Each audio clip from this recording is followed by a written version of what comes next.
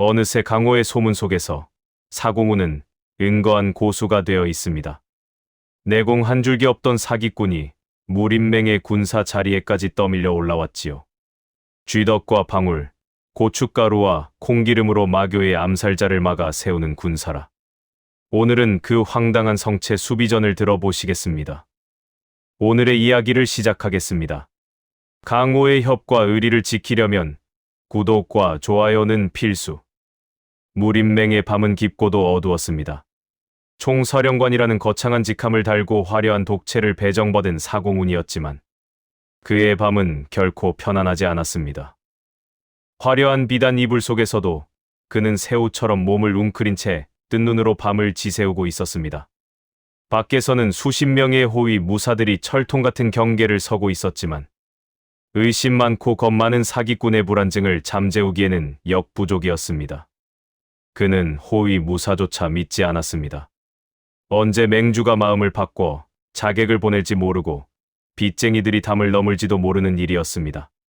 사공우는 침상에서 일어나 주섬주섬 짐 보따리를 풀었습니다. 그 안에는 그가 평생을 모아온 잡동사니들이 가득했습니다. 낚싯줄, 방울, 콩기름, 쇠구슬, 그리고 대장간에서 특별 주문한 강력한 쥐덫들까지. 그는 이것들을 방 안 곳곳에 설치하기 시작했습니다. 문지방에는 기름을 바르고 창틀에는 낚싯줄을 엮어 방울을 달았으며 바닥에는 쥐덫을 촘촘히 깔았습니다. 그것은 고수들을 막기 위한 진법이 아니라 그저 좀도둑이나 쥐새끼를 잡기 위한 조잡한 함정들이었습니다. 하지만 사공훈에게는 이 조잡한 도구들이 천하제일검의 호위보다 더 믿음직스러웠습니다. 모든 설치를 끝낸 그는 만족스러운 미소를 지으며 베개 밑에 흑색 화약 한 줌을 챙겨 넣고 다시 이불 속으로 기어들어갔습니다. 같은 시각 무림맹의 담벼락을 소리 없이 넘는 그림자가 있었습니다. 칠흑 같은 어둠 속에 녹아들어 인기척조차 느껴지지 않는 완벽한 은신술이었습니다. 그는 마교의 부교주이자 암살의 대가인 혈비였습니다. 마교 교주 독고왕의 명을 받고 정파의 새로운 총사령관 사공훈의 목을 베러 온 것이었습니다. 혈비는 비웃음을 흘렸습니다. 소문에 의하면 빛을 검으로 쓰고 눈빛만으로 사람을 죽인다던데 그런 괴물이 고작 이런 허술한 경비 속에 잠들어 있다는 것이 우스웠습니다. 무림맹의 호위 무사들은 하품을 하거나 졸고 있었고 그들의 감각은 혈비의 기척을 전혀 감지하지 못했습니다. 혈비는 그림자처럼 미끄러져 사공훈의 거처인 별채 지붕 위에 안착했습니다. 기와 한 장 건드리는 소리조차 나지 않았습니다. 그는 처마 밑으로 몸을 뒤집어 창문의 틈새를 살폈습니다. 안에서는 코를 고는 소리가 규칙적으로 들려오고 있었습니다. 세상 모르고 잠든 꼴이었습니다. 혈비는 품에서 독이 발린 비수를 꺼내 들었습니다. 문을 열고 들어가 목을 긋는 데까지 걸리는 시간은 찰나면 충분했습니다. 그는 창문 틈으로 얇은 철사를 밀어넣어 잠금 장치를 풀었습니다. 미세한 소음과 함께 창문이 열렸습니다. 혈비는 깃털처럼 가볍게 방 안으로 몸을 날렸습니다. 그의 발이 바닥에 닿으려는 순간이었습니다. 발바닥에 닿는 감촉이 이상했습니다. 미끄러웠습니다. 아주 지독하게 미끄러웠습니다. 혈비는 본능적으로 중심을 잡으려 했으나 바닥에 흥건하게 뿌려진 콩기름은 마교 부교주의 절세 경공조차 무용지물로 만들었습니다. 그의 몸이 휘청거리며 앞으로 쏠렸습니다. 당황한 혈비는 급히 다른 발을 내디뎌 균형을 맞추려 했습니다.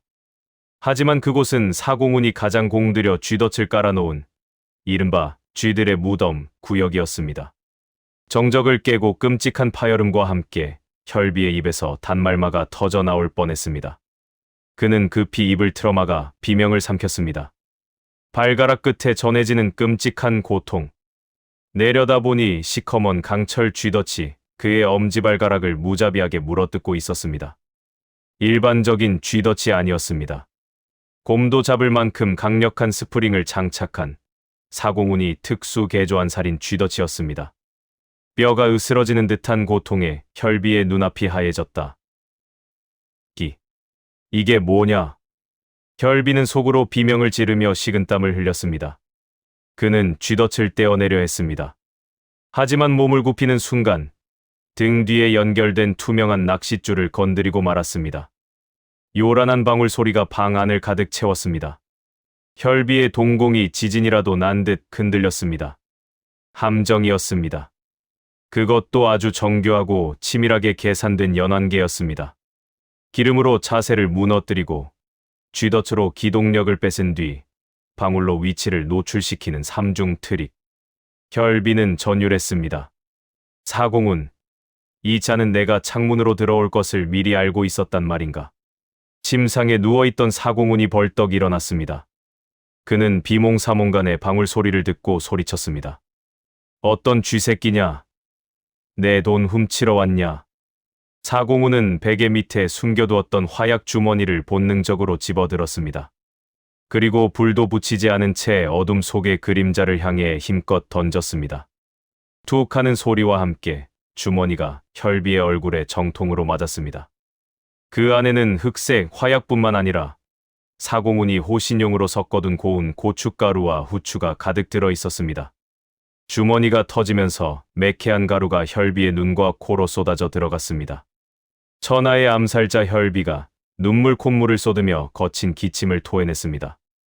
눈이 타들어가고 숨을 쉴 수가 없었습니다. 독가스인가? 무형지독의 고수라더니 자다가 일어나서 독을 살포하다니. 혈비는 공포에 질렸습니다. 앞이 보이지 않는 상태에서 그는 허우적거리다 벽에 걸린 장식장을 들이받았습니다. 요란한 소리와 함께 도자기와 서책들이 그의 머리 위로 쏟아져 내렸습니다. 사공훈은 그제야 잠이 좀 깼습니다. 어둠 속에서 누군가가 쥐덫을 달고 탭댄스를 추며 재채기를 하고 있었습니다. 도둑이었습니다. 그것도 아주 멍청한 도둑이 든 게 분명했습니다. 사공훈은 침상 옆에 둔 촛대에 불을 붙이며 고함을 질렀습니다. 네 이놈, 여기가 어디라고 들어와. 당장 나가지 못해. 불이 켜지자 혈비의 꼴이 드러났습니다. 검은 복면은 고춧가루 범벅이 되어 있었고 한쪽 발에는 큼지막한 쥐덫이 대롱거리고 있었으며 머리에는 깨진 도자기 파편을 뒤집어 쓰고 있었습니다. 누가 봐도 암살자가 아니라 동네 바보형 같은 몰골이었습니다. 하지만 혈비의 눈에는 사공훈이 저승사자처럼 보였습니다. 잠옷 차림에 촛불 하나를 들고 서 있는 저 여유. 자신의 침입 경로와 행동 반경을 완벽하게 예측하고 함정을 깔아둔 선견지명. 그리고 망설임 없이 독가루를 투척하는 결단력까지. 괴물이다. 이 자는 잠을 자면서도 살기를 감지하는 괴물이야. 혈비는 전의를 상실했습니다. 암살은커녕 살아서 나가는 게 문제였습니다. 그는 이를 악물고 창문을 향해 몸을 날렸습니다. 하지만 발에 달린 쥐덫이 문지방에 걸리며 다시 한번 철퍼덕 넘어졌습니다. 혈비는 비명을 질렀습니다. 아이고, 내 발가락. 혈비는 쥐덫을 억지로 뜯어냈습니다. 살점이 떨어져 나가는 고통이었지만 참아야 했습니다. 그는 절뚝거리는 다리로 창틀을 밟고 지붕으로 도망쳤다. 사공훈은 멍하니 열린 창문을 바라보았습니다. 도둑이 도망갔습니다.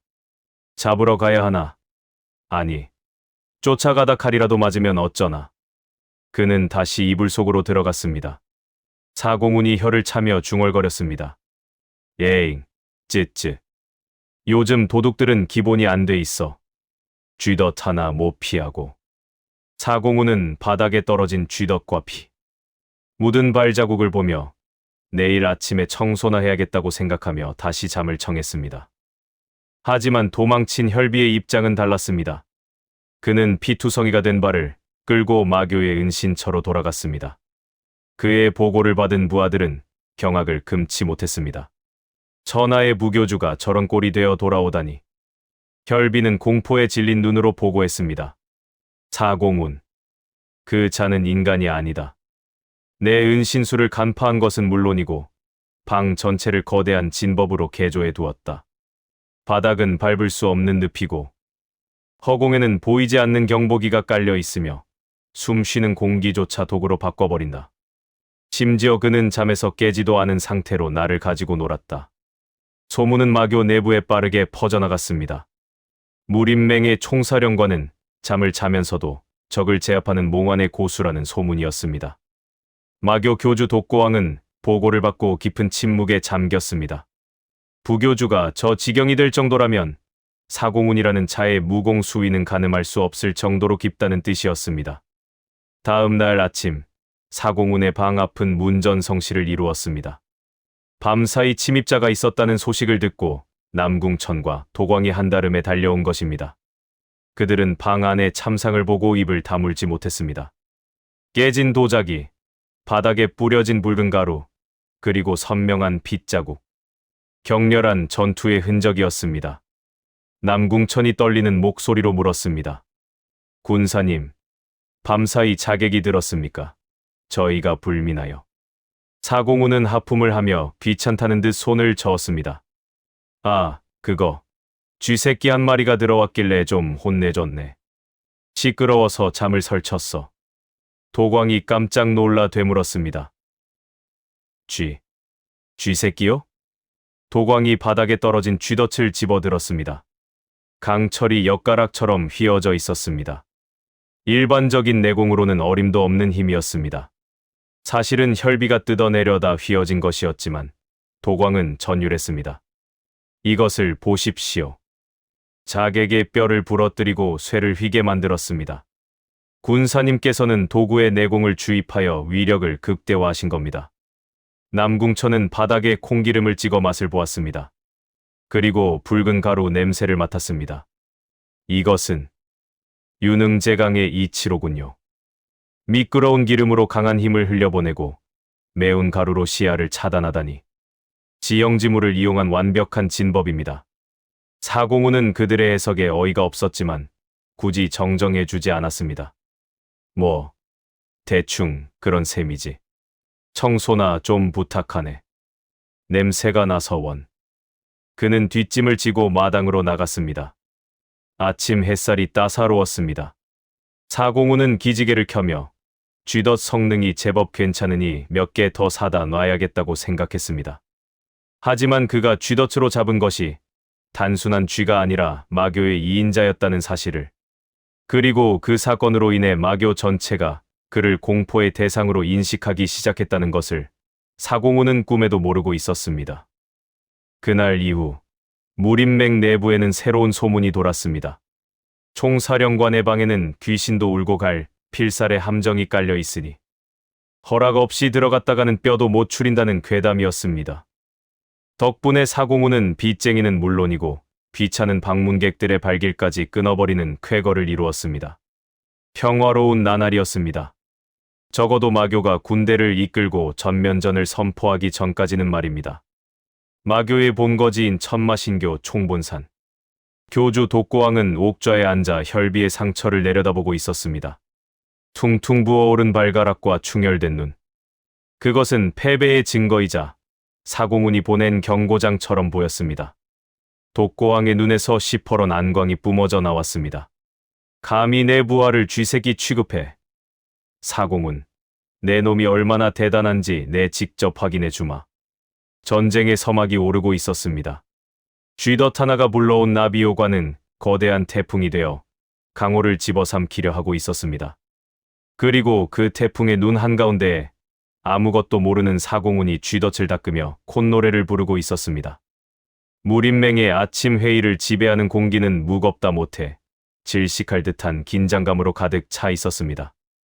마교의 준동이 날이 갈수록 심상치 않은 조짐을 보이는 가운데 강호의 명숙들은 초조함을 감추지 못하고 날카로운 살기를 세우고 있었습니다.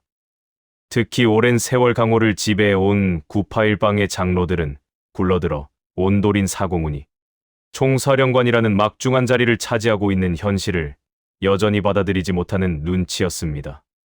지난밤 사공훈이 쥐덫과 콩기름을 이용한 기상천외한 진법으로 마교의 고수를 제압했다는 소문이 돌았으나 그들의 의구심을 완전히 씻어내기에는 역부족이었습니다. 눈으로 직접 확인하지 못한 무공은 허상에 불과하다는 것이 그들의 지론이었습니다. 그 불신의 선봉에는 공동파의 원로이자 깐깐하기로 소문난 현진 도장이 서 있었습니다. 그는 회의가 무르익어갈 무렵 결연한 표정으로 자리에서 일어났습니다. 전쟁을 앞두고 총사령관의 무공을 점검하여 병사들의 사기를 고취해야 한다는 겉으로는 덜 나위 없이 명분 있는 제안이었습니다. 하지만 그 이면에 깔린 의도는 명확했습니다. 대련을 통해 실력이 형편없음이 드러나면 그 즉시 끌어내리겠다는 노골적인 선전포고였습니다. 회의장에 모인 수십 명의 고수가 숨을 죽인 채 사공훈의 입만을 주시했습니다.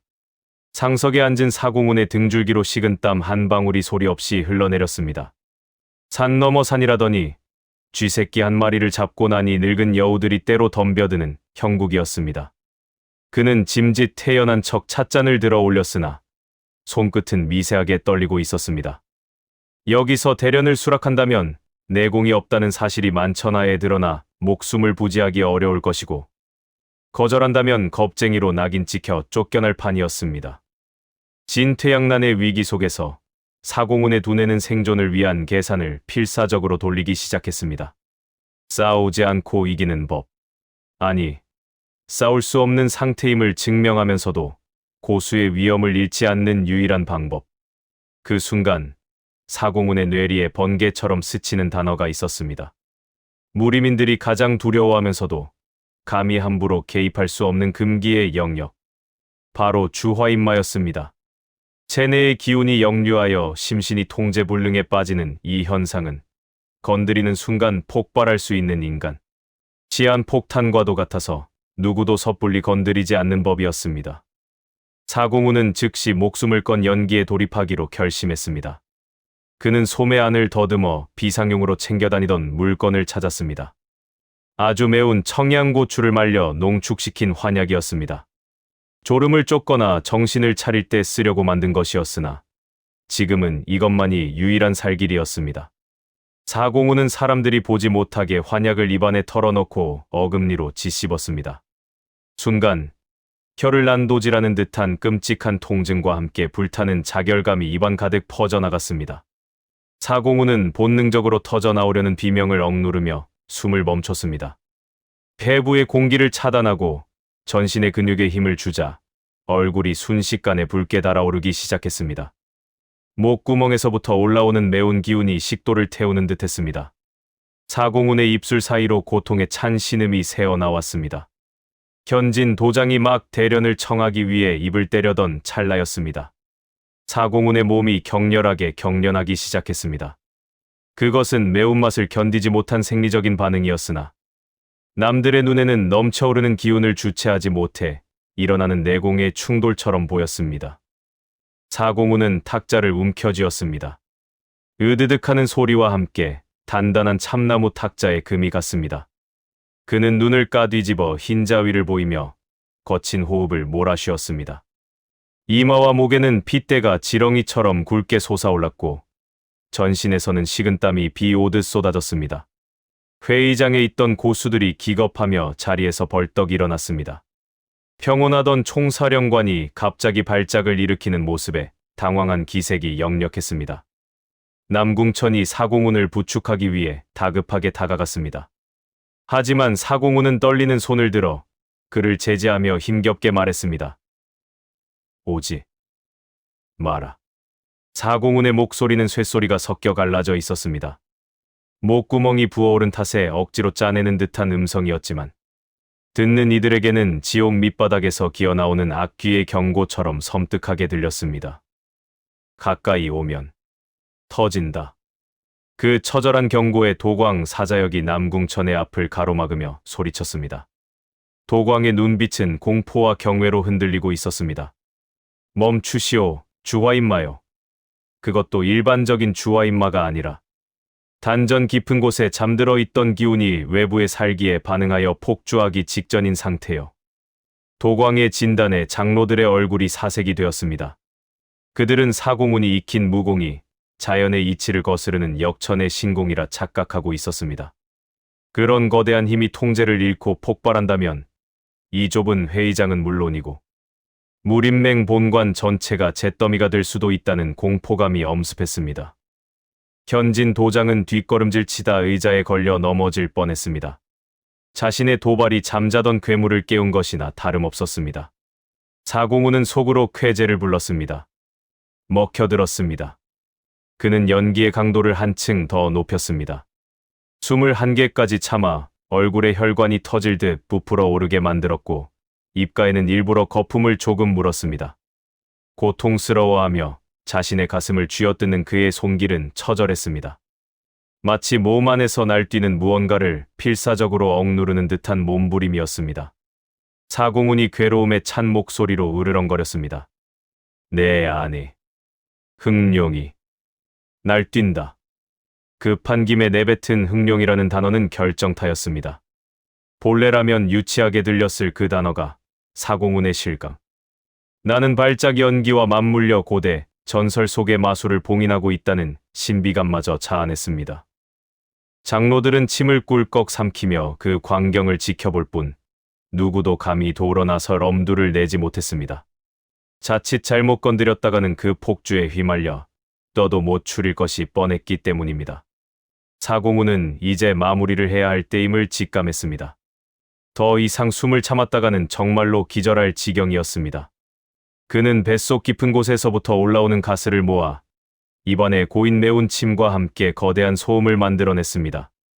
꾸르르릉, 끄어어어. 천둥이 치는 듯한 굉음과 함께 길고 묵직한 트림 소리가 회의장을 울렸습니다.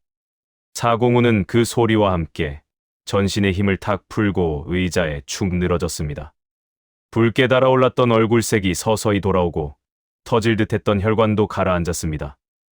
회의장에는 무거운 정적만이 감돌았습니다. 사공훈이 뱉어낸 그 생리적인 소음조차 그들에게는 체내의 탁기를 배출하고 요동치던 진기를 갈무리하는 고수의 단전 호흡 소리로 들렸습니다. 한참의 침묵 끝에 사공훈이 천천히 눈을 떴습니다. 퀭하게 풀린 눈동자로 허공을 응시하던 그는 모든 기력을 소진한 듯한 목소리로 중얼거렸습니다. 위험했군. 자네들의 살기에 놈이 반응해버렸어. 그 한마디의 현진 도장은 바닥에 머리를 찌을듯이 엎드려 외쳤습니다. 멀어 신마를 부추겼습니다. 부디 용서해 주십시오. 다른 장로들도 일제히 고개를 숙였습니다. 그들은 사공훈이 자신들을 죽이지 않기 위해 그 폭주하는 힘을 홀로 감내하고 억눌렀다고 믿었습니다. 그것은 무인의 경지를 넘어선 성인의 인내심이자 자비였습니다. 사공훈은 비틀거리며 자리에서 일어났습니다. 매운 기운 때문에 다리가 풀려 휘청거리는 것조차 내상을 입은 고수의 모습으로 완벽하게 포장되었습니다. 됐네. 그대들의 열정을 확인했으니 내 탓하지 않겠네. 다만 당분간은 안정이 필요하니 내 앞에서 무공의 무자도 꺼내지 말게. 장로들이 합창하듯 대답했습니다. 명심하겠습니다. 군사님의 쾌유를 위해서라면 맹의 모든 영약을 바치겠습니다. 사공훈은 남궁천의 부축을 받으며 회의장을 빠져나갔습니다. 그의 등 뒤로 존경과 경외 그리고 공포가 뒤섞인 시선들이 쏟아졌습니다. 문을 나서자마자 사공훈은 타는 듯한 목마름을 느꼈습니다. 그는 호위 무사가 건넨 물병을 낚아채듯 받아 단숨에 들이켰습니다. 차가운 물이 식도를 타고 내려가자 그제야 살 것 같았습니다. 그는 혀를 길게 내밀어 공기 중에 식히며 거친 숨을 내뱉었습니다. 뒤따르던 무사들이 그 모습을 보고 소곤거렸습니다. 보았느냐? 주와 임마의 자녀 열기를 식히기 위해 냉수를 들이키시면서도 혀를 통해 화기를 배출하는 저 기이한 운기조 식법을. 역시 총군사님은 숨 쉬는 것조차 범상치 않구나.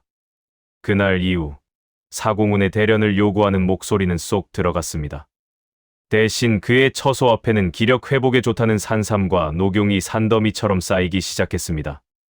맹주 진무원조차 사공훈의 안색을 살피며 조심스럽게 대했습니다.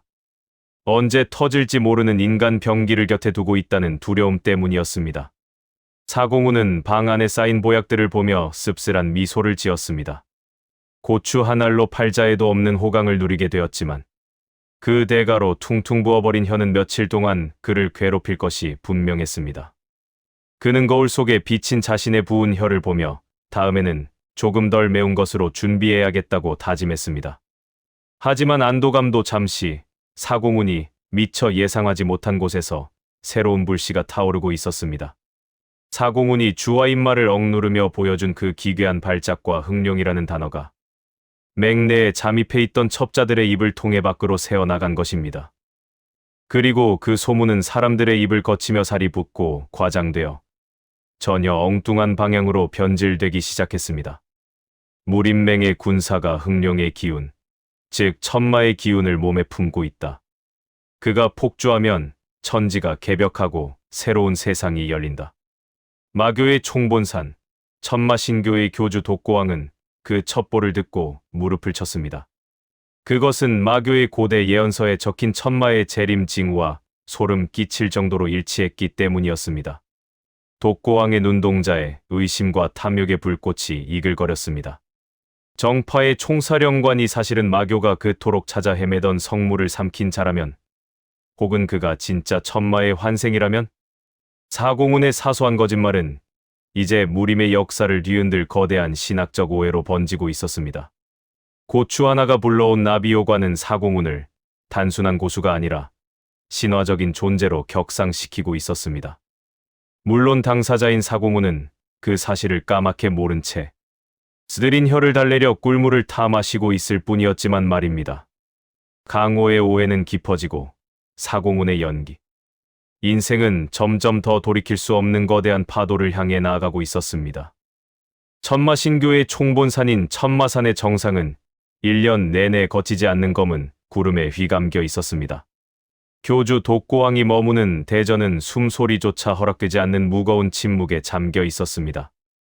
옥좌에 앉은 독고왕은 손에 쥔 첩보 문서를 구겨질 듯 움켜쥐고 있었습니다. 그의 깊은 눈동자는 심연처럼 어둡게 가라앉아 흔들리고 있었습니다. 문서에는 무림맹의 총사령관 사공훈이 회의 도중 보여주었다는 기이한 발작 증세와 그가 고통 속에서 내뱉었다는 흥룡이라는 단어가 상세하게 기록되어 있었습니다. 독고왕의 곁을 지키던 마교의 원로들은 긴장한 표정으로 교주의 입만을 주시했습니다. 마교의 오랜 전설에 따르면 천마의 기운은 흥룡의 형상으로 나타나며 그 힘을 감당하지 못하는 그릇은 육체가 타들어가는 고통을 겪는다고 전해져 왔습니다.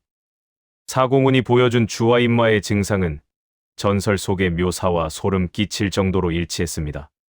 독고왕이 낮고 굵은 목소리로 침묵을 깼습니다.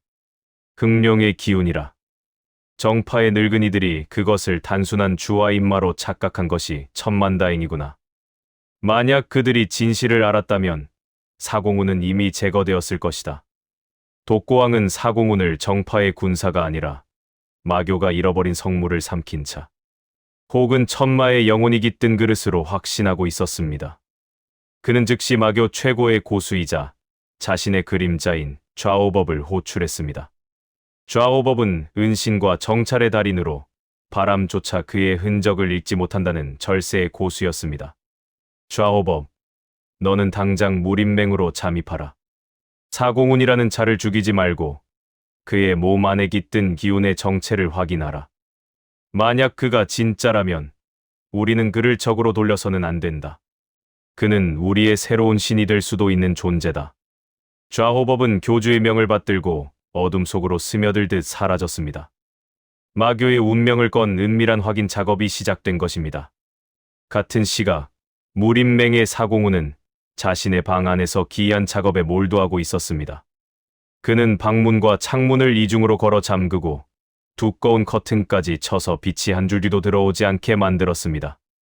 칠흑 같은 어둠 속에서 그는 맷돌을 돌리고 있었습니다. 그가 갈고 있는 것은 산에서 캐온 형광 이끼가 붙은 돌멩이와 장터에서 싸구려로 사들인 야광 조개 껍데기였습니다. 사공훈의 계획은 단순했습니다. 이 잡동사니들을 곱게 갈아 반죽한 뒤 동그랗게 뭉쳐서 전설의 보물인 야명주로 둔갑시키는 것이었습니다. 전쟁이 끝나고 도망칠 때 챙겨갈 비자금을 마련하기 위한 사기꾼의 부업이었습니다. 맷돌이 돌아갈 때마다 미세한 가루가 공중으로 피어올랐습니다. 가루는 스스로 희미한 녹색 빛을 내뿜고 있었습니다. 사공훈은 마스크도 쓰지 않은 채 작업에 열중하다 보니 온몸이 형광가루로 뒤덮여 있었습니다. 머리카락과 눈썹, 심지어 콧구멍까지 빛나는 가루가 내려앉았습니다. 거울이 없어서 자신의 몰골을 확인할 수는 없었지만 어둠 속에서 자신의 손이 파르스름하게 빛나는 것을 보며 그는 만족스러운 미소를 지었습니다. 이 정도 밝기면 황금 500냥은 거뜬히 받을 수 있으리라는 계산이 섰기 때문입니다. 그는 콧노래를 흥얼거리며 가루를 모았습니다. 그때 꽉 닫힌 창문 틈으로 미세한 바람이 스며들어 왔습니다. 사공우는 맷돌 소리에 묻혀 그 기척을 느끼지 못했지만 마교의 좌오법은 이미 방 안에 들어와 있었습니다. 좌오법은 천장에 매달린 채 바닥을 내려다보고 있었습니다. 그리고 그는 자신의 눈을 의심했습니다. 어둠 속에서 사공운의 전신이 기괴한 녹색 빛으로 이글거리고 있었습니다. 그것은 일반적인 내공의 빛이 아니었습니다. 죽은 자들의 영혼을 불러일으킨다는 전설 속의 구유마귀와 흡사한 섬뜩하고도 신비로운 광채였습니다. 좌오법은 전율했습니다. 저것은 인간의 기운이 아니었습니다. 마계의 문을 열고 나온 마신의 오라가 분명했습니다. 그 순간 사공우는 코끝이 간지러움을 느꼈습니다. 미세한 조개 가루가 콧속을 자극한 탓이었습니다. 그는 재채기를 참으려 코를 실룩거렸지만 역부족이었습니다. 이내 사공운의 입과 코에서 폭발적인 재채기가 터져 나왔습니다. 그 충격으로 그의 몸에 붙어있던 엄청난 양의 형광가루가 사방으로 비산했습니다. 어둠 속에서 그것은 마치 사공운의 몸에서 거대한 녹색 안개가 뿜어져 나와 공간을 집어삼키는 듯한 장관을 연출했습니다. 천장에 있던 좌오법의 눈에는 그 광경이 흑룡이 내뿜는 숨결 혹은 세상을 부식시키는 마독의 구름으로 보였습니다. 좌오법은 공포에 질려 숨을 멈췄습니다. 저 도간계에 스치기만 해도 뼈가 녹아내릴 것만 같았습니다. 그는 본능적으로 천장에서 손을 놓치고 바닥으로 뚝 떨어졌습니다. 둔탁한 소리와 함께 검은 그림자가 사공운의 눈앞에 나타났습니다. 사공운은 기겁했습니다. 또 도둑인가 싶어 엉겁결에 손에 쥐고 있던 형광가루 한 줌을 상대의 얼굴을 향해 힘껏 뿌렸습니다. 좌오법은 피할 생각도 하지 못했습니다. 위대한 존재가 내리는 축복 혹은 저주라 생각하며 눈을 질끈 감았습니다. 얼굴에 차가운 가루가 닿자 좌오법은 그것이 자신의 영혼을 잠식하는 막이라고 확신했습니다. 그는 그 자리에 넙죽 엎드려 절을 올리며 외쳤습니다. 천마 재림, 미천한 신, 교주님의 명을 받고 조난을 뵙습니다. 사공우는 멍하니 눈을 깜빡였습니다. 온몸이 녹색으로 빛나는 상태로 앞에 엎드린 검은 복면의 사내를 내려다보았습니다. 천마라니, 재림이라니. 상황 파악이 되지 않았지만 사공우는 눈치가 빨랐습니다. 상대가 자신을 죽이러 온 게 아니라 뭔가 거창한 착각을 하고 숭배하고 있다는 것을 간파했습니다. 그는 짐진 목소리를 깔고 녹색 가루가 날리는 손을 허공에 휘저으며 위엄 있게 꾸짖었습니다. 누가 감히 나의 수련을 방해하는가? 그의 목소리는 조개 가루 때문에 쉬어 있었고 그 갈라진 음성이 더욱 기괴하고 신비로운 분위기를 자아냈습니다. 좌호법은 머리를 바닥에 찌으며 전율했습니다. 죽어 마땅한 죄를 지었습니다. 하지만 교주께서 당신의 기운을 느끼고 확인하라 하셨기에 무례를 범했습니다. 제 눈으로 똑똑히 보았습니다. 당신은 진정 전설 속의 그분이십니다. 사공우는 속으로 안도의 한숨을 내쉬었습니다. 이 자도 제정신이 아니구나 싶었지만 상황은 그에게 유리하게 돌아가고 있었습니다. 그는 뒷짐을 지고 천천히 좌오법의 주위를 돌았습니다. 걸음을 옮길 때마다 몸에서 떨어진 형광가루가 바닥에 발자국을 남겼습니다. 좌오법은 그 빛나는 발자국조차 성스러운 흔적이라 여기며 감히 고개를 들지 못했습니다. 사공운이 명령했습니다. 교주에게 전해라. 아직 때가 아니라고. 내가 흑룡을 완전히 제어할 때까지 나를 찾지 말라고. 좌오법은 감격에 겨워 울먹였습니다. 명심하겠습니다. 이 비밀은 제 목숨을 걸고 지키겠습니다. 그는 뒷걸음질 치며 창문을 통해 빠져나갔습니다. 마치 신전에서 물러나는 사제처럼 경건한 몸짓이었습니다. 창문이 닫히자마자 사공우는 다리에 힘이 풀려 주저앉았습니다. 심장이 터질 듯 요동쳤습니다. 그는 자신의 손을 내려다보았습니다. 여전히 파르스름하게 빛나고 있었습니다. 야명주를 만들려다 사람을 잡을 뻔했다는 생각에 등골이 오싹했습니다. 그는 서둘러 옷을 털고 씻으려 했지만 미세한 가루는 피부에 들러붙어 잘 지워지지 않았습니다. 사공우는 밤새도록 피부가 벗겨질 만큼 문질러 닦아야 했습니다. 한편 천마산으로 돌아온 좌오법은 흥분을 감추지 못하고 독고왕에게 보고했습니다. 그는 사공운이 온몸에서 녹색 마기를 뿜어내고 있었으며 숨결 한 번으로 방 전체를 도간개로 채웠다고 증언했습니다. 그것은 인간의 껍질을 쓴 맛인 그 자체였다는 말에 독고왕은 자리에서 벌떡 일어났습니다. 좌오법의 얼굴에 묻어있는 미세한 반짝임. 그것은 좌오법이 말한 마기의 흔적이었습니다. 독고왕이 손을 뻗어 그 가루를 만져보았습니다. 차가운 감촉이었습니다. 독고왕은 그것이 흑룡의 비늘 가루라 확신하며 전율했습니다. 마교의 수뇌부는 열광의 도가니에 빠졌습니다. 정파를 멸망시키려던 그들의 계획은 전면 수정되었습니다. 천마가 정파의 총사령관으로 위장하여 내부에서부터 정파를 장악하고 있다는 시나리오가 완성된 것입니다. 독고왕은 엄숙하게 선언했습니다. 모든 교도는 들어라. 사공우는 우리의 적이 아니다. 그는 잠룡이다. 그가 본색을 드러내고 정파를 피바다로 만들 그날까지 우리는 그를 그림자처럼 보필해야 한다. 사공운이 짝퉁 보석을 만들며 날린 먼지가 강호, 최악의 집단인 마교를 그의 친위대로 만들어버린 순간이었습니다. 다음 날부터 무림맹 주변에는 마교의 고수들이 은밀하게 배치되기 시작했습니다. 사공운을 암살하러 오는 정파 내의 반대파나 다른 세력을 막아주기 위해서였습니다. 사공운은 영문도 모른 채 더욱 안전해진 밤을 보내게 되었습니다. 그가 잠을 자는 동안 지붕 위에서는 정파의 호위 무사와 마교의 암살자들이 서로 눈인사를 하며 교대 근무를 서는 역사상 유례없는 기묘한 평화가 찾아왔습니다. 물론 사공우는 이 모든 것이 자신의 뛰어난 쥐덫 설치 실력 덕분이라 착각하며 완성된 가짜 야명주를 흐뭇하게 바라보고 있을 뿐이었습니다. 태풍이 지나간 자리가 고요하듯 사공운의 거처에는 기묘한 정적만이 감돌고 있었습니다. 밤새 난장을 피웠던 형광가루 소동이 끝난 후 사공운은 퀭한 눈으로 창밖을 내다보고 있었습니다. 덜 닫힌 창문 틈으로 스며드는 새벽바람이 그의 젖은 등골을 서늘하게 훑고 지나갔습니다. 그는 살아 있었습니다. 그것이 기적처럼 느껴졌습니다. 어젯밤 마교의 고수가 들이닥쳤을 때 사공우는 꼼짝없이 죽은 목숨이라 생각했습니다. 야명주를 만들려던 맷돌질이 난데없는 도간계 흉내로 변질되어 상대를 쫓아낸 것은 천운 중의 천운이었습니다. 하지만 운이 언제까지나 그를 지켜줄 수는 없는 노릇이었습니다. 사공우는 방바닥에 흩어진 녹색 가루를 빗자루로 쓸어 담으며 한숨을 내쉬었습니다. 이것을 치우지 않으면 누군가 보고 의심할 것이 뻔했습니다. 그때 창틀 사이에 끼워진 작은 서신 하나가 그의 눈에 들어왔습니다.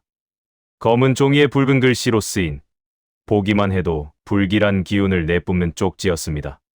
사공우는 떨리는 손으로 쪽지를 집어들었습니다. 마교 놈들이 남기고 간 협박장일 것이라 짐작했습니다. 목을 씻고 기다려라 라든가 지옥 끝까지 쫓아가겠다. 같은 살벌한 문구가 적혀 있을 것이라 예상하며 그는 조심스럽게 종이를 펼쳤습니다. 그러나 종이에 적힌 내용은 사공운의 상상을 아득히 뛰어넘는 것이었습니다. 위대한 흑룡의 주인이자 천마의 현신이시여. 미천한 저희가 감히 조난을 뵙지 못하고 물러감을 용서하소서. 본교는 교주님의 명을 받들어 당신의 그림자가 되어 그 위협을 보필할 것입니다. 미약하나마 저희의 충심을 담은 곡물을 뒷산 바위 틈에 두었으니 거두어 주소서. 천마신교 좌오법 올림. 사공우는 입을 다물지 못했습니다.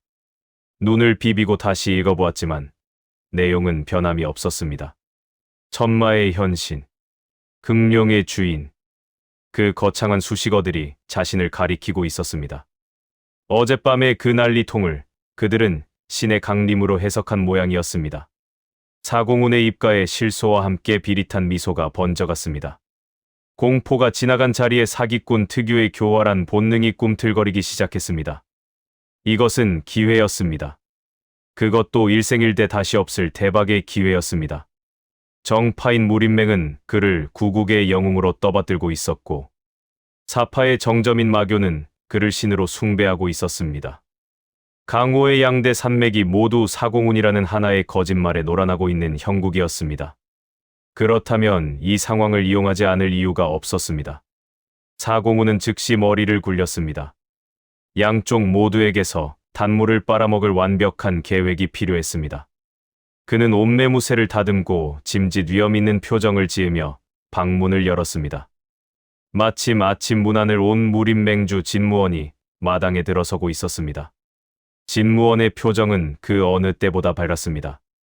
밤새 별채에서 기이한 녹색 기운이 뿜어져 나왔다는 보고를 받은 그는 사공훈이 또다시 신비한 무공으로 마교의 침입을 격퇴했다고 믿고 있었습니다. 진무원이 다가와 정중하게 폭언하며 물었습니다. 총사령관, 간밤에 큰 기운이 느껴졌소. 혹시 마교의 무리가 또다시 발을 들였던 것이오? 사공훈은 뒷짐을 진 채 먼 산을 바라보며 침통한 표정을 지었습니다. 쥐새끼 한 마리가 다녀갔을 뿐이오. 내 뿜어낸 도끼에 놀라 도망쳤으니 당분간은 얼씬도 못할 것이오. 다만 사공훈은 말을 흐리며 진무원의 눈치를 살폈습니다. 애가 탄 진무원이 되물었습니다. 다만 무슨 문제라도 있으시오? 사공훈이 짐짓 고뇌하는 척하며 대답했습니다. 내공을 운용하여 도끼를 뿜어내고 나니 진기가 많이 소모되었소. 극룡을 잠재우기 위해서는 막대한 양의 영약과 무엇보다 마음을 안정시킬 재물이 필요하오. 내 듣기로 황금의 기운이 신마를 다스리는 데 특효라 하던데 노골적인 금전 요구였습니다. 하지만 진무원은 그 말조차 고수의 비방이라 여겼습니다. 전쟁을 앞두고 총사령관의 컨디션을 최상으로 유지하는 것은 무엇보다 중요한 일이었습니다. 진무원은 흔쾌히 고개를 끄덕였습니다. 염려 마시오. 맹의 창고를 열어서라도 대협이 원하는 만큼 지원하겠소. 당장 황금 5,000냥을 보내리다. 황금 5,000냥. 사공훈은 속으로 쾌재를 불렀습니다. 빚을 갚고도 3대가 떵떵거리며 살 수 있는 돈이었습니다. 하지만 그의 욕심은 거기서 멈추지 않았습니다. 그는 이제 마교의 주머니를 털 차례였습니다. 그날 오후 사공훈은 산책을 핑계로 뒷산으로 향했습니다.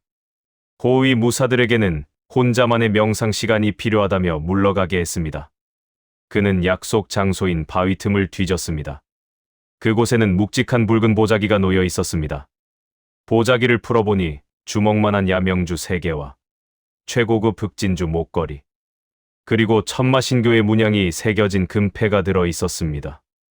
값을 매길 수 없을 만큼 귀한 보물들이었습니다. 사공훈의 손이 부들부들 떨렸습니다. 이 미친놈들. 진짜로 나를 신으로 모시는구나. 사공훈은 보물을 품속 깊이 갈무리했습니다. 그리고 품에서 미리 준비해 온 쪽지를 꺼내 바위 틈에 끼워 넣었습니다.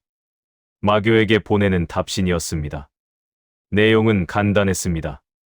너희의 정성을 갸륵히 여기노라. 허나 아직 부족하다. 내 힘을 온전히 개방하여 강호를 정화하기 위해서는 더 많은 재물이 필요하다. 다음 달 금음까지 황금 1만 냥을 준비하라.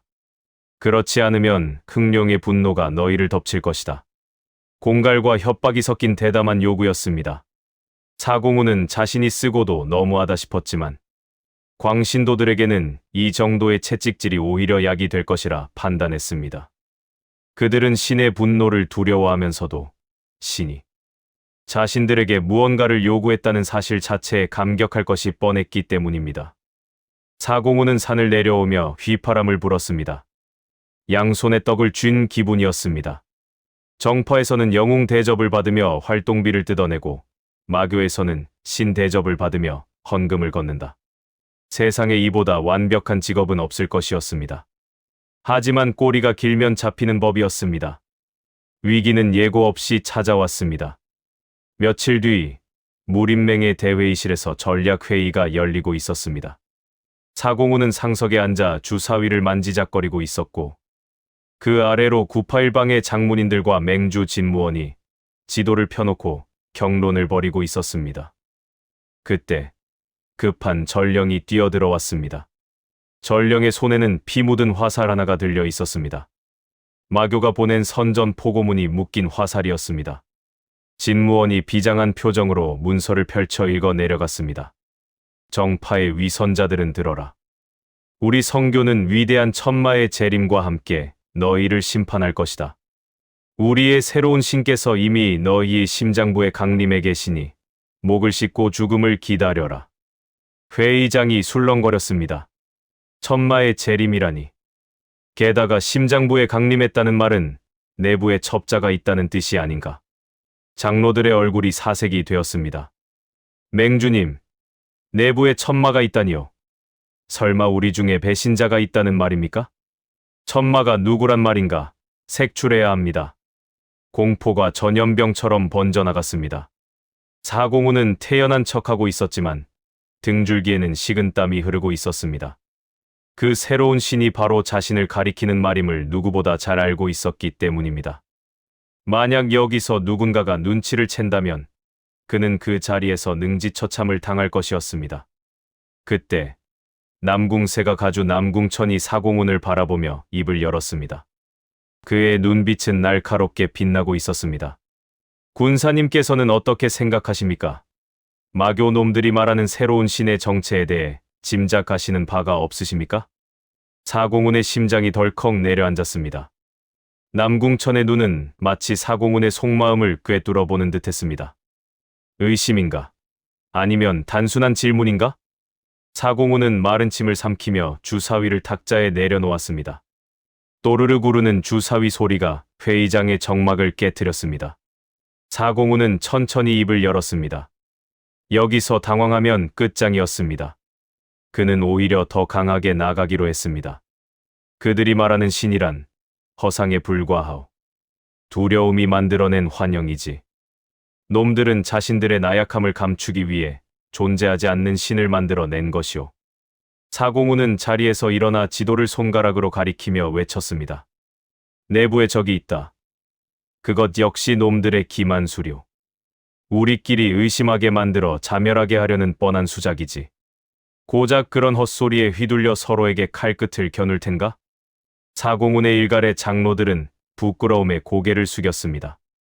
역시 총사령관의 안목은 다르다며 감탄했습니다. 진무원 또한 고개를 끄덕이며 동조했습니다. 군사님의 말씀이 100번 옳소. 마교의 이간질에 넘어가서는 안 돼요. 사공운은 안도의 한숨을 속으로 삼켰습니다. 다행히 넘어갔습니다. 하지만 남궁천의 시선은 여전히 사공운에게서 떨어지지 않고 있었습니다. 그는 무언가 미심쩍다는 듯 고개를 갸웃거렸습니다. 회의가 끝나고 모두가 물러간 뒤 사공운은 자신의 처소로 돌아왔습니다. 다리가 후들거려 서 있기도 힘들었습니다. 그는 침상에 쓰러지듯 누웠습니다. 이중간첩의 삶은 생각보다 훨씬 더 고달팠습니다. 돈은 쏟아져 들어오고 있었지만 그만큼 목숨을 건 줄타기의 높이도 점점 높아지고 있었습니다. 언제 어디서 균형을 잃고 추락할지 모르는 아슬아슬한 나날이었습니다. 사공우는 품속에 있는 마교의 금패를 꺼내 만지작거렸습니다. 차가운 금속의 감촉이 손바닥을 찔렀습니다. 그는 천장을 바라보며 중얼거렸습니다. 황금 1만 냥만 받으면 그때는 진짜 튄다. 하지만 사공우는 모르고 있었습니다. 마교가 준비하고 있는 황금 1만 냥과 함께 그를 맞이하기 위해 교주 독고왕이 직접 움직이기 시작했다는 사실을 말입니다. 그리고 무림맹 내부에서도 남궁천을 중심으로 사공운의 뒷조사가 은밀하게 시작되었다는 것을 알지 못했습니다. 돈방석 위에 앉았다고 생각한 그 순간 방석 밑에서는 시한폭탄의 초침이 빠르게 돌아가고 있었습니다. 겉으로는 평화로운 이중생활이었지만 그 끝에는 파국이 입을 벌리고 기다리고 있었습니다. 사공우는 불안한 마음에 금패를 다시 품에 넣고 대신 베개 밑에 둔 화약 주머니를 꽉 움켜쥐었습니다. 오늘따라 유난히 밤이 길고 어둡게 느껴졌습니다. 줄타기의 밧줄이 팽팽하게 당겨지는 소리가 그의 귓가에 환청처럼 들려왔습니다. 여명조차 밝지 않은 칠흑 같은 새벽이었으나 사공운의 처소 안은 한여름의 폭염보다 더한 열기로 들끓고 있었습니다. 그것은 자연스러운 계절의 흐름이 아니었습니다. 방 한가운데 놓인 화로, 그 안에서 시뻘겋게 달아오른 주먹만 한 자갈들이 토해내는 인위적이고 위협적인 열기였습니다. 사공우는 쇠집게를 쥔 손을 미세하게 떨며 화로 속을 응시했습니다. 돌 표면 위로 아지랑이가 피어오를 만큼 살인적인 온도였습니다. 불꽃을 머금은 돌들은 마치 살아있는 맹수의 눈처럼 사공운을 노려보고 있었습니다. 그는 마른 침을 삼키려 애썼으나 목구멍은 이미 타들어 갈 듯 바짝 말라 있었습니다. 긴장감 때문만은 아니었습니다. 밖에서 들려오는 발소리가 점점 명확해지고 있었기 때문입니다. 무림맹주 진무원. 천하제 1인이라 불리는 그가 예고도 없이 이 새벽에 총사령관의 처소를 향해 오고 있다는 전가를 받은 것은 불과 반각 전이었습니다. 지난밤 사공우는 기지를 발휘해 마교의 침입을 격퇴한 것처럼 꾸몄으나 강호의 정점에 선 진무원의 야수 같은 감각까지 완벽하게 속일 수는 없었던 모양이었습니다. 맹주는 의심하고 있었습니다. 총사령관이라는 자가 정말로 그만한 무위를 지녔는지 아니면 그저 운 좋은 광대인지 직접 확인하고자 하는 것이었습니다. 사공우는 두꺼운 무명천을 열어 겹겹쳐 달궈진 돌을 감쌌습니다. 천이 닿자마자 매캐한 연기가 피어올랐습니다. 손끝에 전해지는 열기만으로도 살같이 벗겨질 것 같은 공포가 뇌리를 강타했습니다. 이것은 자해나 다름없었습니다. 아니, 자칫하면 심장에 영구적인 손상을 입히거나 쇼크로 사망할 수도 있는 광기 어린 도박이었습니다. 하지만 내공이 전무한 그가 절대 고수의 맥집기를 피해갈 방법은 오직 하나. 육체를 학대하여 생체 리듬을 강제로 조작하는 것뿐이었습니다. 문 밖에서 인기척이 느껴짐과 동시에 사공우는 망설임을 지워내고 눈을 질끈 감았습니다. 그는 끓어오르는 돌뭉치를 자신의 왼쪽 겨드랑이 깊숙한 곳, 심장으로 통하는 대동맥이 지나는 급소에 거칠게 쑤셔 넣었습니다. 살이 타는 끔찍한 소리가 고막을 때렸습니다. 역한 노린내가 순식간에 코끝을 찔렀습니다. 비명이 튀어나오려는 것을 막기 위해 그는 입술을 피가 나도록 깨물었습니다. 입안에 비릿한 혈향이 퍼졌습니다. 뇌수까지 하얗게 만드는 격통이 전신을 강타하며 척추를 타고 흘러내렸습니다. 사공우는 흐려지려는 의식을 억지로 부여잡았습니다. 여기서 기절하면 끝장이었습니다. 그는 팔을 몸통에 단단히 붙여 돌을 고정했습니다. 뜨거운 돌이 연한 살을 파고들어 혈관을 짓누르자 억눌린 혈류가 열기를 머금고 급류처럼 요동치기 시작했습니다. 그때 방문이 거칠게 열렸습니다. 무림맹주 진무원이 뒷짐을 진 채 방 안으로 들어섰습니다. 그 뒤로 남궁세가의 가주 남궁천이 그림자처럼 따르고 있었습니다. 두 절정 고수가 뿜어내는 기세는 방 안의 공기를 납덩이처럼 무겁게 짓눌렀습니다. 사공우는 태연한 척 자리에서 일어나려 했으나 겨드랑이에서 올라오는 끔찍한 고통 때문에 움직임은 뻣뻣하기 그지없었습니다. 전신의 근육이 경련을 일으키고 있었습니다. 진무원의 날카로운 시선이 사공운의 창백한 안색과 이마에 송글송글 맺힌 식은땀에 꽂혔습니다. 단순한 방문이 아님을 증명하듯 맹주의 눈빛은 상대를 발가벗겨 내면까지 들여다보려는 듯 집요했습니다. 그는 사공운의 상태가 평소와 다름을 지적하며 그 이유를 무언의 압박으로 캐물었습니다. 공기 중으로 전해지는 살기 어린 탐색은 사공운의 숨통을 조여왔습니다. 사공운은 고통으로 일그러지려는 표정을 간신히 억누르며 밤새 운기조식을 하느라 진기가 조금 흐트러졌을 뿐이라고 묵묵히 고개를 숙였습니다. 목소리가 떨리지 않도록 복부에 힘을 주어야만 했습니다. 하지만 진무원은 그 정도의 변명으로 물러날 위인이 아니었습니다. 그는 내공을 과하게 운용하여 주와 인마의 조짐이 보인다면 자신이 직접 맥을 짚어봐주겠노라며 거절할 수 없는 제안을 던졌습니다. 그것은 치료를 빙자한 검증이자 피할 수 없는 심판대였습니다. 거절할 명분은 없었습니다. 여기서 손을 뺀다면 그것이야말로 자신이 내공 없는 빈 껍데기임을 스스로 시인하는 꼴이 될 것이었습니다. 사공우는 도박을 거는 심정으로 왼쪽 손목을 내밀었습니다. 동시에 소매 속에서 보이지 않게 겨드랑이를 더욱 강하게 조였습니다. 뜨거운 돌이 짓무른 살을 파고들며 동맥을 한계까지 압박했습니다. 뼈가 녹아내리는 듯한 고통에 눈앞이 번쩍거렸습니다. 진무원의 거칠고 두툼한 손가락이 사공훈의 손목 동맥 위에 내려앉았습니다. 그 순간 진무원의 미간이 격렬하게 꿈틀거렸습니다. 겨드랑이의 동맥을 짓누르고 있는 고열의 돌덩이 때문에 사공훈의 맥박은 불규칙하게 널뛰고 있었습니다. 막혔던 혈류가 뚫릴 때마다 피가 간헐천처럼 솟구쳤고 돌의 열기가 혈액을 데워 손목 끝에서 느껴지는 기운은 마치 펄펄 끓어오르는 용암 같았습니다. 그것은 정제된 내공의 흐름이 아니었습니다. 인간의 육체가 감당할 수 없을 만큼 흉포하고 거대한 통제불능의 양기가 폭주하는 현상이었습니다. 진무원은 손끝을 타고 넘어오는 그 기이하고 뜨거운 반발력에 반사적으로 손을 뗄 뻔했습니다. 그의 눈동자가 경악으로 크게 흔들렸습니다. 그는 다시 한번 호흡을 가다듬고 신중하게 기운을 탐색하려 했으나 사공훈이 겨드랑이에 힘을 줄 때마다 맥박은 폭발하듯 튀어올라 진무원의 내력을 튕겨냈습니다. 그것은 마치 억눌린 용이 승천하기 위해 몸부림치는 듯한 압도적인 힘의 파동이었습니다. 천하의 진무원조차 입을 다물지 못했습니다. 내공이 없는 것이 아니었습니다. 오히려 감당할 수 없을 만큼 거대한 기운이 체내에서 미친 듯이 날뛰고 있었습니다. 이 정도의 열기를 품고도 멀쩡히 앉아 표정을 유지하고 있다는 것 자체가 인간의 한계를 넘어선 기적에 가까웠습니다. 진무원은 자신의 미천한 내력으로는 감히 건드릴 수도 없을 만큼 뜨거운 순양의 기운이라 판단했습니다. 자칫 섣불리 기운을 불어넣었다가는 사공훈의 호신강기가 발동하여 자신의 팔이 타버릴지도 모른다는 공포심마저 들었습니다. 옆에서 지켜보던 남궁천 역시 진무원의 반응을 살피며 숨을 죽였습니다. 맹주의 얼굴에 떠오른 표정은 의심이 아닌 명백한 경외와 두려움이었습니다. 사공훈을 향한 시선은 순식간에 바뀌었습니다. 그들은 눈앞의 사내를 깊이를 가늠할 수 없는 괴물로 다시 인식하기 시작했습니다. 진무원의 입에서 억눌린 탄성이 터져 나왔습니다. 이것은 믿을 수 없군. 단전에서부터 끓어오르는 이 지독한 열기는 도대체 무엇이란 말인가? 사공훈은 짐짓 호흡을 고르는 척하며 가슴을 움켜쥐었습니다.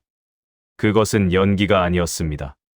겨드랑이 살이 지글거리는 고통은 이미 인간이 참을 수 있는 한계치를 넘어서고 있었습니다. 당장이라도 비명을 지르며 바닥을 구르고 차라리 죽여달라고 애원하고 싶은 충동이 목구멍까지 차올랐습니다. 하지만 그는 초인적인 인내심으로 혀를 깨물며 버텼습니다. 그리고 아직 수행이 부족하여 체내의 화기를 완전히 다스리지 못하고 있다는 듯 고통스러운 침묵으로 대답을 대신했습니다. 그 침묵은 진무원에게 결정적인 확신을 심어주었습니다. 이 정도의 기운을 억누르고 있다는 것만으로도 이미 입신의 경지라 판단한 맹주는 더 이상의 검증이 무의미함을 깨달았습니다.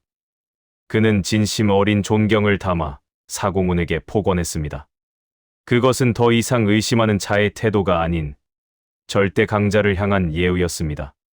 진무원은 사공훈의 휴식을 방해했다는 죄책감에 쫓기듯 방을 나갔고 남궁천 역시 깊이 허리를 숙여 예를 표한 뒤 그 뒤를 따랐습니다.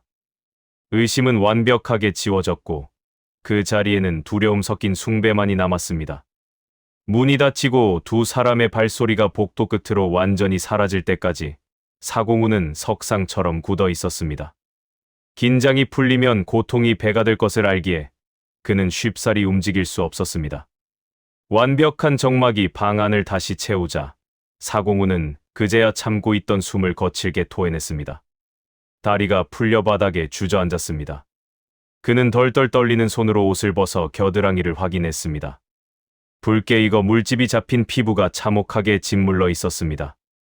옷감에 눌러붙은 살점이 떨어져 나가며 끔찍한 고통이 파도처럼 밀려왔습니다. 바닥에 떨어진 돌은 여전히 식지 않은 채 불길한 붉은 기운을 머금고 뒹굴었습니다. 돌에 묻은 핏물과 진물이 치익 소리를 내며 증발했습니다. 방 안에는 살타는 역한 냄새가 진동했습니다. 사공우는 식은땀에 흠뻑 젖은 머리카락을 쓸어 넘기며 천장을 올려다보았습니다. 심장이 미친 듯이 뛰고 있었습니다. 안도감보다는 서늘한 공포가 먼저 찾아와 척추를 훑었습니다. 오늘은 살을 태워 넘겼습니다. 하지만 내일은, 그 다음은 또 무엇을 희생해야 한단 말인가? 자신의 몸을 담보로 한 이 위험한 줄타기는 언제 끝날지 기약이 없었습니다. 맹주와 새가들의 기대치는 하늘 높은 줄 모르고 치솟고 있었습니다. 그들이 바라는 신적인 무위를 증명하기 위해 사공우는 앞으로 얼마나 더 많은 거짓말을 하고 얼마나 더 자신의 몸을 잔혹하게 난도질해야 할지 알 수 없었습니다. 화상 하나로 천하제일인의 칭호를 지켜냈지만 그것은 언제 터질지 모르는 시한폭탄을 품에 안은 것과 다름없었습니다. 사공우는 고통에 몸부림치며 탁자 위에 냉수를 상처에 끼얹었습니다. 하얀 수증기가 피어오르는 사이로 그의 눈동자가 궁지에 몰린 짐승처럼 번들거렸습니다. 이왕 시작한 사기극이었습니다. 멈추는 순간 죽음뿐이라면 끝까지 가는 수밖에 없었습니다. 설령 이 몸이 다 타서 한 줌의 재가 된다 하더라도 그는 멈출 수 없는 기차에 올라탄 셈이었습니다. 창밖으로 붉은 노을이 지고 있었습니다. 마치 사공운의 앞날을 예고하듯 하늘이 핏빛으로 붉게 물들어가고 있었습니다. 쥐덫에 걸린 것은 암살자가 아니라 어쩌면 강호 전체의 자존심이었을지도 모릅니다. 사공운의 허술한 함정은 우연히도 무림맹을 지켰고 사람들은 그를 더욱 신묘한 책략가로 떠받들지요. 정작 당사자는 오늘 밤도 어떻게 하면 들키지 않고 잘 도망칠지만 고민하고 있다는 사실을 아무도 모른 채 말입니다. 오늘의 이야기는 여기까지입니다.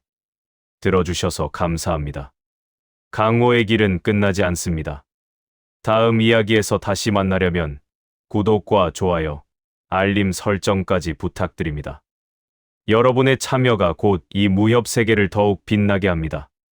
구독으로 다음화 어쩌다 무림맹주 말빨 하나로 강호를 속이다. 제4부 허상이 실제를 배달 먼저 만나보세요. 감사합니다.